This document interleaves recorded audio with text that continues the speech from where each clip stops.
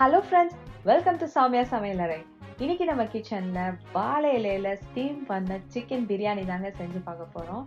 என்னது வாழை இலையில ஸ்டீம் பண்ணதா? ஆமாங்க, வாழை இலையில சர்வ் பண்ணி சாப்பிட்டாலே அவ்வளோ யம்மியாக இருக்குது. ஸோ அதை ஸ்டீம் பண்ணி ட்ரை பண்ணி பார்க்கலான்னு ட்ரை பண்ணி பார்த்தோம்.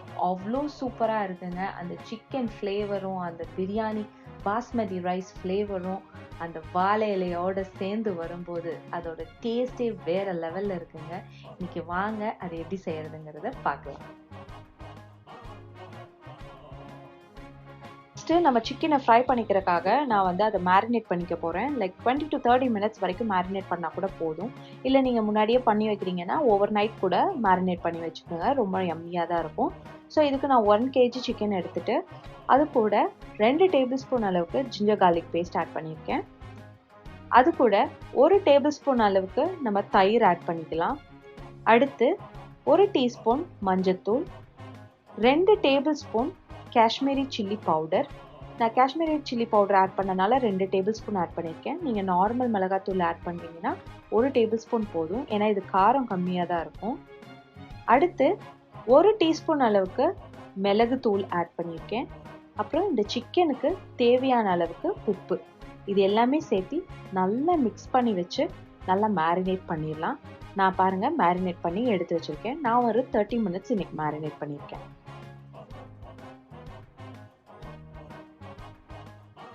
நான் இன்னைக்கு 1 கிலோ சிக்கனுக்கு 1/2 கிலோ பாஸ்மதி ரைஸ் எடுத்திருக்கேன். அது கூட 3 பச்சை மிளகாய் ஆட் பண்ணியிருக்கேன். அதுக்கப்புறம் ஒரே ஒரு பிரிஞ்சி இலை, அதுக்கப்புறம் 4 கிராம்பு, 2 ஏலக்காய், ஒரே ஒரு சின்ன பட்டை, அப்புறம் 1 tablespoon அளவுக்கு எண்ணெய், அப்புறம் இந்த அரிசிக்கு தேவையான அளவுக்கு உப்பு, இது எல்லாம் ஆட் பண்ணி இது நல்லா வேகட்டும்.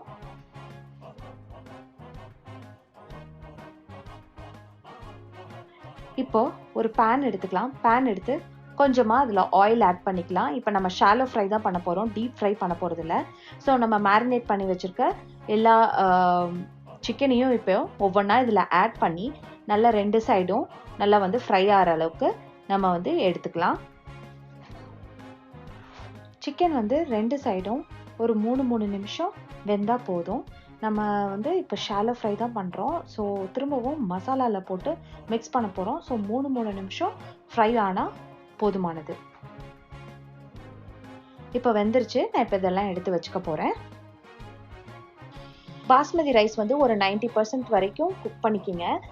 இப்படி வந்து ரைஸ் எடுத்து பார்க்கும்போது உடஞ்சதுன்னா அது வந்து இன்னும் குக் ஆகலைன்னு அர்த்தம். கொஞ்சமாவது அந்த மசிஞ்சு வரணும். அதுக்குன்னு ரொம்ப மசிஞ்சிடக்கூடாது. இப்போ தான் அந்த மசிகிற ஸ்டார்டிங் ஸ்டேஜ் இருக்கணும். அந்த ஸ்டேஜ் வரும்போது நம்ம வந்து அரிசியை ஃபில்டர் பண்ணி எடுத்து வச்சுக்கலாம். ரைஸை வந்து வடிகட்டின உடனேயே அதில் மேலே கொஞ்சம் கோல்டு வாட்டரை ஆட் பண்ணிக்கிங்க. ஏன்னா வந்து இல்லைன்னா குழஞ்சு போயிடும் ரைஸு. குக்கிங் ப்ராசஸ் வந்து அது ஸ்டாப் பண்ண வைக்கணும். ஸோ அதனால வந்து கோல்டு வாட்டரை ஆட் பண்ணிங்கன்னா அது ஸ்டாப் ஆகிடும். அடுத்து ஒரு பேன் எடுத்து அதில் வந்து கொஞ்சமாக ஆயில் சேர்த்திட்டு ஒரே ஒரு பட்டை, 4 கிராம்பு, ஒரு ஏலக்காய், ஒரே ஒரு பிரியாணி இலை, இதை ஆட் பண்ணி நல்லா ஃப்ரை பண்ணிக்கிங்க. ஃப்ரை ஆனதும் நம்ம ஒரு 3 பெரிய வெங்காயத்தை நல்லா ஸ்லைஸாக நல்லா நீல வாக்கில் அரிஞ்சு வச்சுருக்கோம். அதையும் இது கூட சேர்த்து நல்லா வதக்கிடலாம். வெங்காயம் நல்லா கண்ணாடி போல் வதங்கினதும் நம்ம ஒரு 3 tablespoon அளவுக்கு இஞ்சி பூண்டு விழுது இது கூட சேர்த்திக்கலாம். சேர்த்திட்டு நல்லா ஃப்ரை பண்ணுங்கள். அந்த பச்சை வாசனை போகணும். போகிற வரைக்கும் நம்ம நல்லா வதக்கி விட்டுக்கலாம். ஸோ இந்த ஸ்டேஜில் நல்லா பச்சை வாசனையெல்லாம் போயிடுச்சு. இப்போ வந்து நம்ம கட் பண்ணி வச்சுருக்க தக்காளி ஆட் பண்ணிக்கலாம். நான் ஒரு 3 தக்காளி எடுத்து நல்லா நீல வாக்கில் கட் பண்ணி வச்சுருக்கேன். அதையும் இதோடு சேர்த்து நல்லா வதக்கிக்க போகிறேன். இப்போது இந்த வெங்காயம் தக்காளிக்கு தேவையான அளவுக்கு உப்பு ஆட் பண்ணிக்கலாம். ஸோ தட் சீக்கிரம் வெந்துடும். ஸோ உப்பு ஆட் பண்ணிவிட்டு நல்லா மிக்ஸ் பண்ணிவிட்டு இதை மூடி போட்டு ஒரு 1 to 2 நிமிஷம் வரைக்கும் வேக விடுங்க. ஸோ தக்காளி சீக்கிரமாக குக் ஆகி நல்லா மசிஞ்சு வரும்.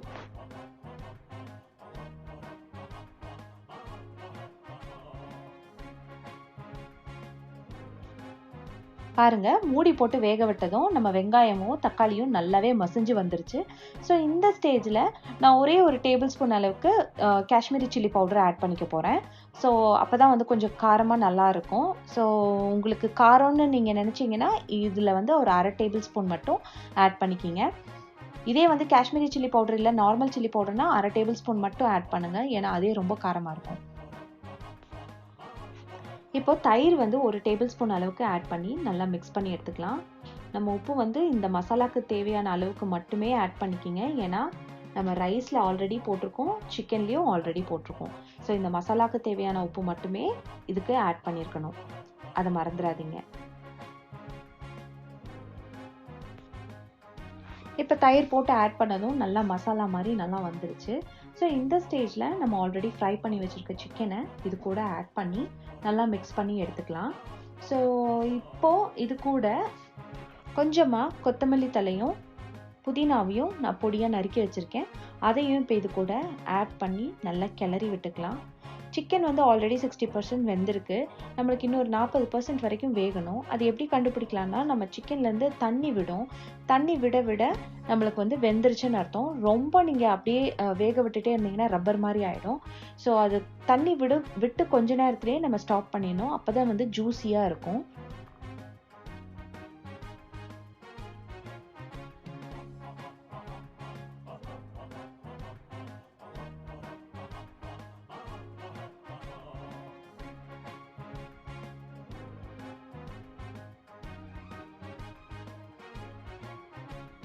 நான் ஒரு 4 மினிட்ஸ் வரைக்கும் மூடி போட்டு நல்லா வேக விட போகிறேன். இப்போ பாருங்கள் 4 மினிட்ஸ் ஆயிடுச்சு. ஆனதும் பார்த்தீங்கன்னா அந்த தண்ணியெல்லாம் வந்து வந்திருக்கு பாருங்களேன். ஸோ இந்த ஸ்டேஜில் நம்ம வந்து ஸ்டவ் வந்து ஹை ஃப்ளேமில் வச்சுட்டு நல்லா வந்து கிளறி விட்டுக்கலாம்.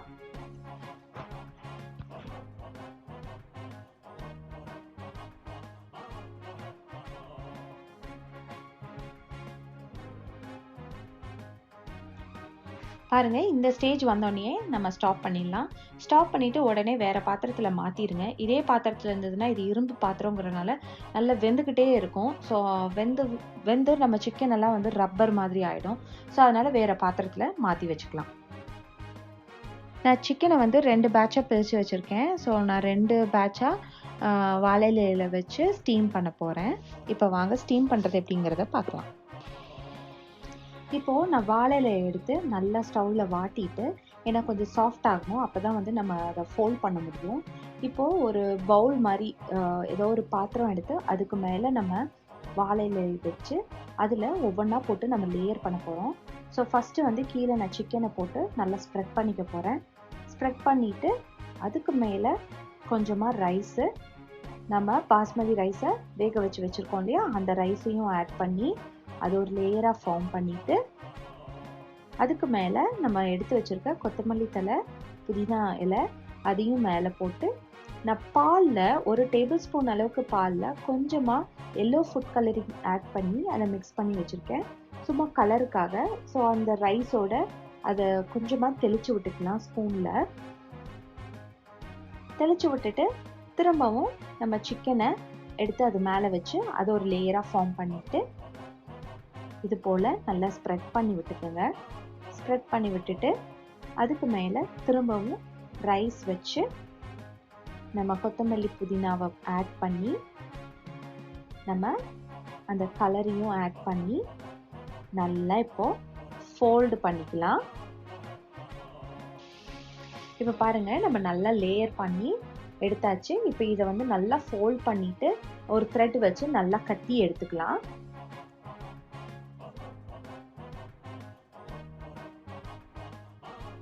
இப்போது ஒரு இட்லி பாத்திரம் எடுத்து அதில் தண்ணி ஊற்றி நல்லா வந்து கொதிச்சதும் மேலே ஒரு பிளேட் வச்சு, இட்லி பிளேட் வச்சு அதில் வந்து நம்ம ஃபோல்ட் பண்ணி வச்சுருக்க வாழை இலையை அது மேலே வச்சு நல்லா வந்து 12 மினிட்ஸ் வரைக்கும் நம்ம ஸ்டீம் பண்ணி எடுத்துக்க போகிறோம்.